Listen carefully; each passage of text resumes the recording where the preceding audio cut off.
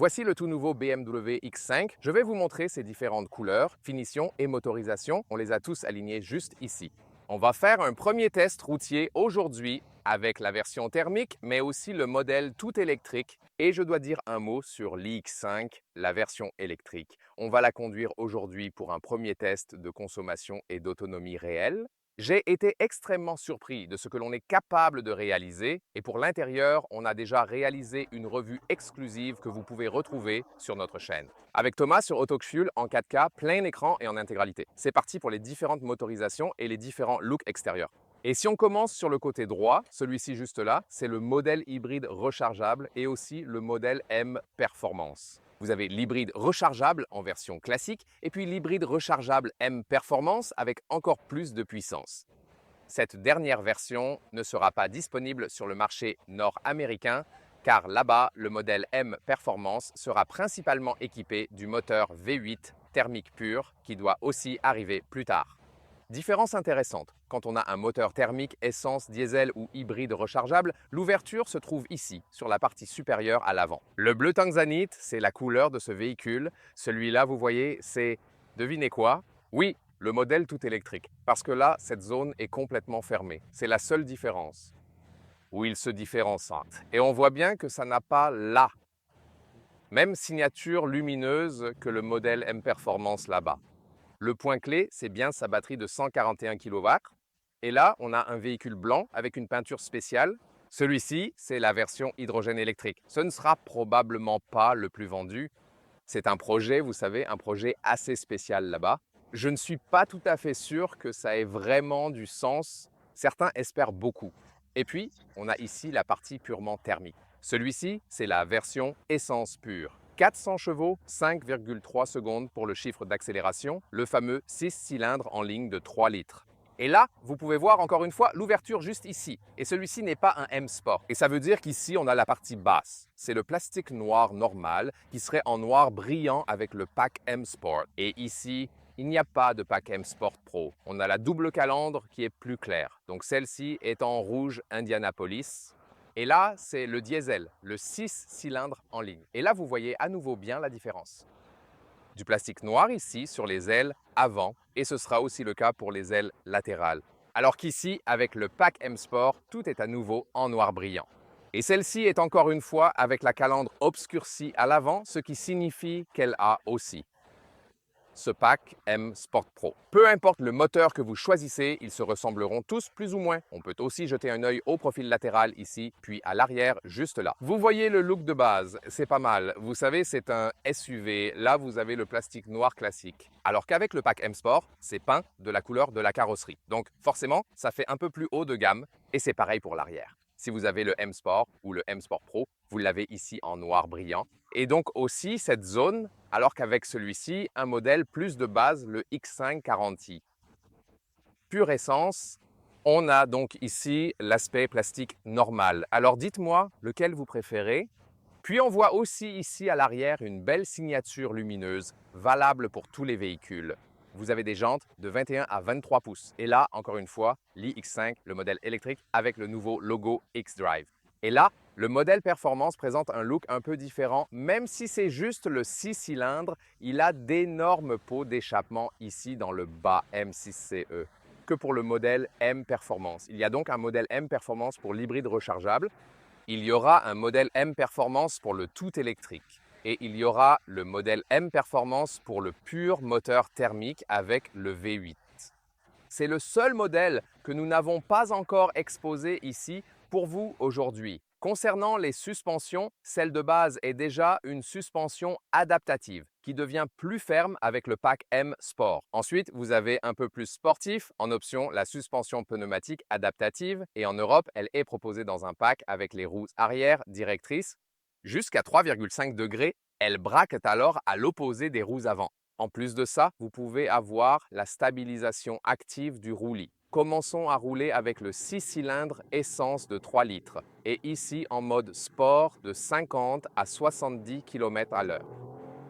Voilà, ouais, c'était rapide. Ici avec 400 chevaux. 5,3 secondes de 0 à 100, c'est le chiffre d'accélération.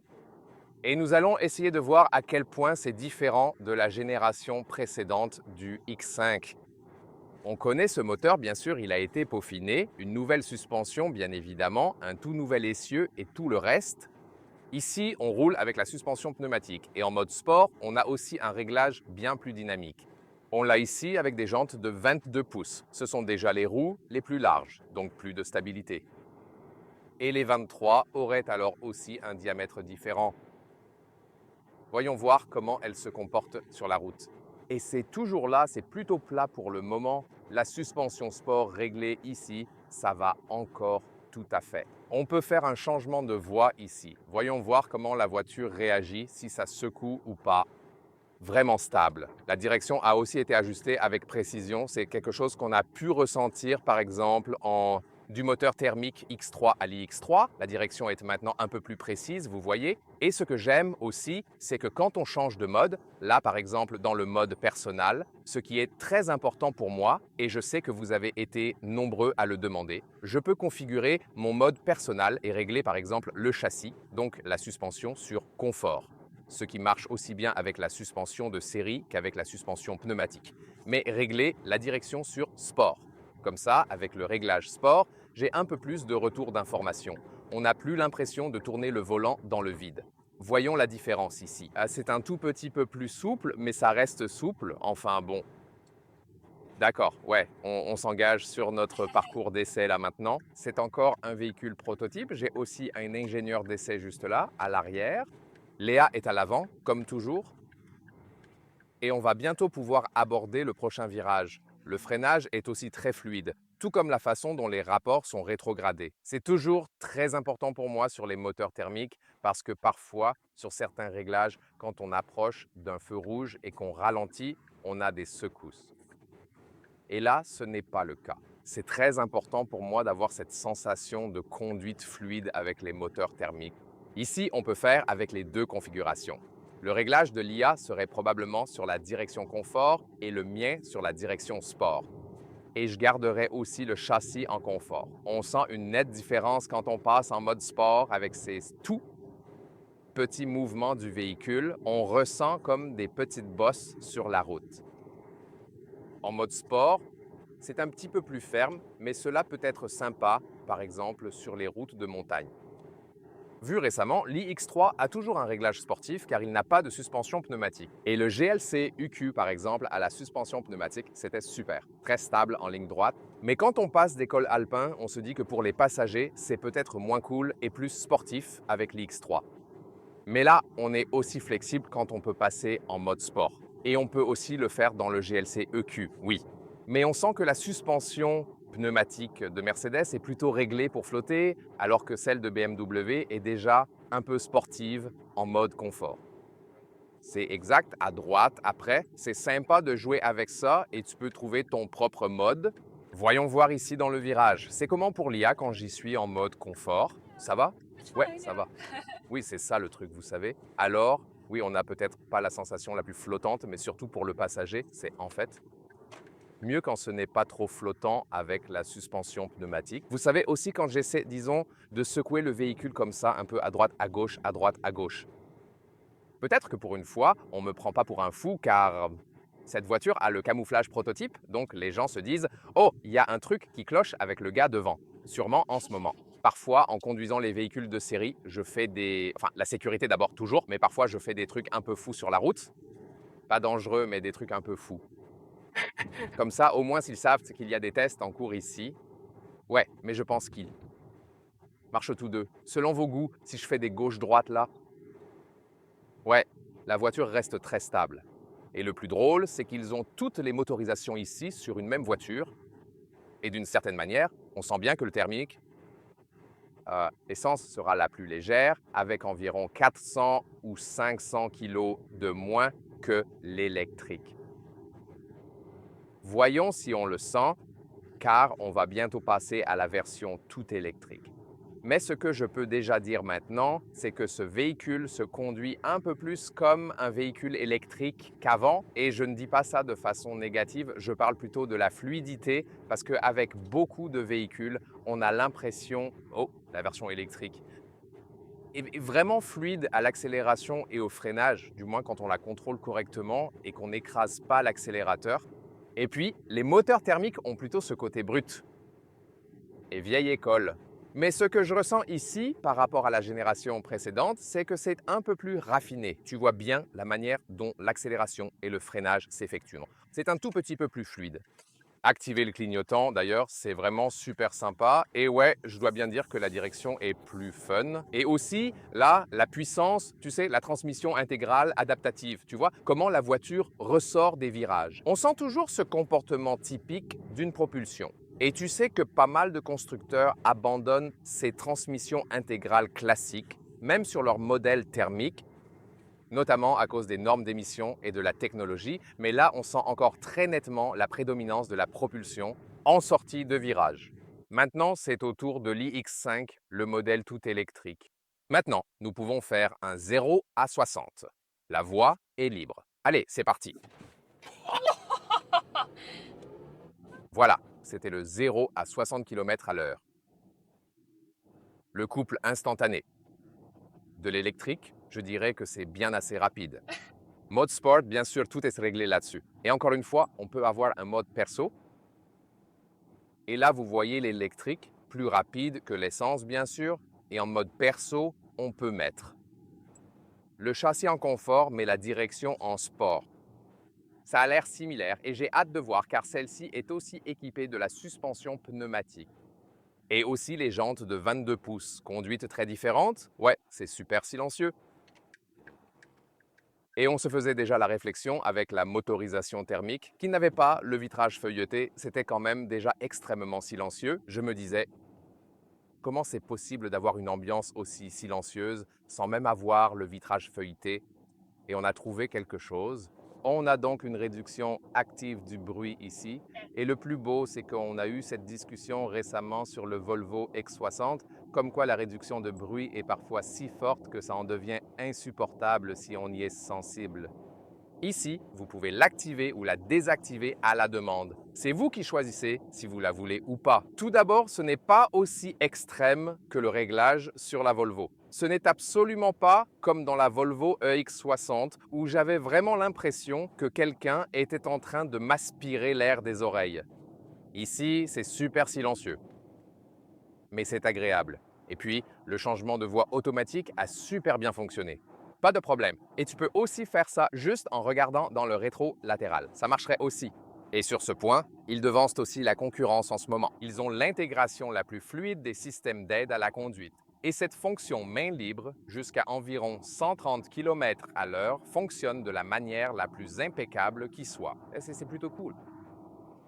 Et comme ces systèmes d'aide ils fonctionnent si bien, j'ai tendance à toujours les activer et ce n'est vraiment que dans l'IX3 et peut-être également dans l'IX et ici même que je choisis de les activer de manière constante. Sur la plupart des autres voitures, je préfère conduire moi-même ou quand je teste les systèmes d'assistance et que Léa me dit « Ok Thomas, c'est bon. Maintenant, s'il te plaît, conduis toi-même parce que ta conduite est plus fluide. » Et ici, les nouveaux systèmes d'assistance de BMW sont les seuls pour lesquels Léa dit tu peux les laisser activer et on se sent quand même bien et en confiance, même en tant que passager. Mais là, c'est clair, je veux dire, c'est super fluide et silencieux, que ce soit pour l'isolation phonique, passive ou active, et le comportement des systèmes d'assistance. Et pas de régulation. Frénétique à gauche ou à droite. Tout se fait de manière très fluide. Et on peut juste laisser la voiture faire son truc. En même temps, elle est aussi très amusante à conduire. L'accélération est plus fulgurante, si on le veut. Et c'est incroyable de voir ces voitures passer sans faire aucun bruit.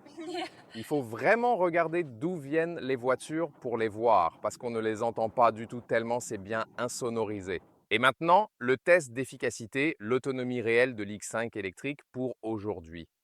De très bonnes conditions ici. On a testé à environ 100 km/h, 60 miles à l'heure sur l'autoroute. Et là, on est à 35 degrés Celsius, 95 Fahrenheit, ce qui est top pour les véhicules électriques, parce que la clim n'impacte pas trop l'autonomie. L'air est plus rare avec ses fortes chaleurs et la batterie n'a pas besoin d'être chauffée. Et à ce stade, elle n'a probablement pas besoin d'être refroidie non plus. C'est donc vraiment le cas idéal pour ça. Et c'est même mieux que prévu. Oui, ce sont des conditions optimales. Donc, si on roule plus vite et qu'il fait plus froid, ce sera moins. Mais ici, dans ce cas précis. À cette température et à cette vitesse, 18 kWh au 100 km, soit 3,45 miles par kWh, cela signifierait une autonomie réelle et réaliste, sans triche, de 780 km ou 490 miles, c'est même supérieur au chiffre de l'EPA. Et ça veut dire que s'il fait, disons, un peu plus froid, il atteindra facilement l'autonomie réelle de l'EPA. Et puis bien sûr, il faudra voir quand il fera beaucoup plus froid. Et aussi sur l'autobahn allemande, à genre 130, 140 km/h, ce sera plus bas, mais ça restera bien plus élevé que beaucoup d'autres, bien plus que la grande majorité des autres VE en général. J'attends vos commentaires avec impatience, bien sûr. Et pour les prix, si on regarde les tarifs européens, notamment en Allemagne, ça commence à 95 000 euros pour le diesel, mais ça inclut la TVA. Ensuite, on est juste sous les 100 000 euros pour l'essence et l'iX5, la version tout électrique, dépasse un peu les 100 000 euros, ce qui est plutôt délicat pour la règle fiscale spéciale. Par exemple, en Allemagne, on va peut-être devoir en parler avec nos chers amis allemands.